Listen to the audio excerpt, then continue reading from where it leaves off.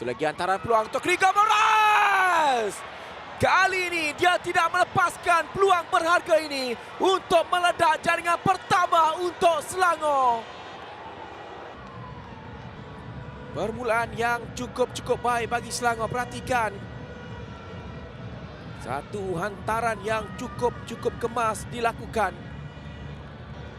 Dan Faisal Halim. Gregor Moraes untuk Faisal Halim. Cari ruang untuk melakukan rembatan. Line. Cantik. Satu lagi jaringan. Mudah untuk Gregor Moraes. 2 gol dalam masa 10 minit bagi Gregor Moraes. Satu pencaturan yang cukup baik dari Kim Panggon pada malam ini. Gerakan yang cukup tersusun untuk memastikan mereka memberi 2 gol awal di Berakas Brunei Darussalam pada malam ini. Satu peluang yang dipersia-siakan Mukairi Ajmal. Ini baik untuk Miguel Oliveira.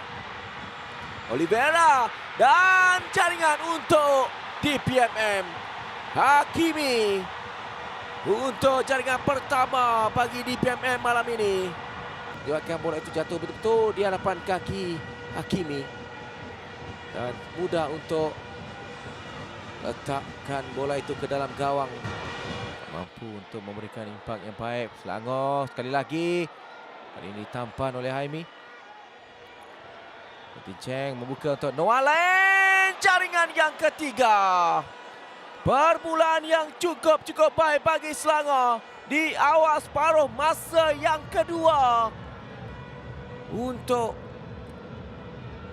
Selangor di awal separuh masa yang kedua, minit ke-48. Perhatikan hantaran daripada Faisal ditumbuh oleh Haimi.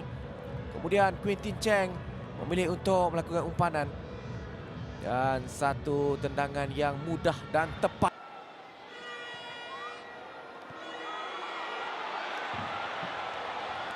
Dan satu penyudah yang cukup baik dari Gregor Moraes.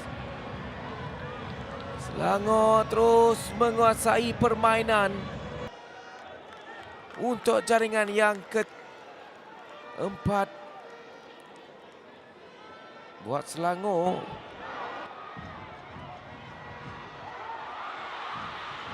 Kedudukan yang baik untuk DPMM untuk jaringan yang kedua. Sekali lagi mereka bangkit. Kali ini Miguel Oliveira untuk gol kedua DPMM. Mereka 62 mengalah. Mereka akan cuba bangkit, terus bangkit untuk mengejar jaringan. Kembali mereka bangkit. Kali ini mesti Miguel Oliveira, main dari Portugal. Kita perhatikan umpanan Miguel kepada Azwan Ali Rahman. Namun bersefahaman yang baik Azwan Ali Rahman dan juga Miguel Oliveira. Ada pertambahan jaringan dapat kita saksikan. Sebenarnya itu CB. Umpanan dan jaringan yang kelima daripada Gregor Moraes. 4 gol daripada Moraes pada malam ini. Kesilapan clearance daripada pertahanan DPMM terus dimanfaatkan oleh Gregor Moraes untuk jaringan keempat pribadinya malam ini. Dan juga jaringan kelima untuk Selangor. 5-2 mereka mendahului ketika ini. 4 gol menjadi hasilkannya pada malam ini. Kita perhatikan daripada CB. Keren yang tidak begitu kemas daripada Amania Guinaldo.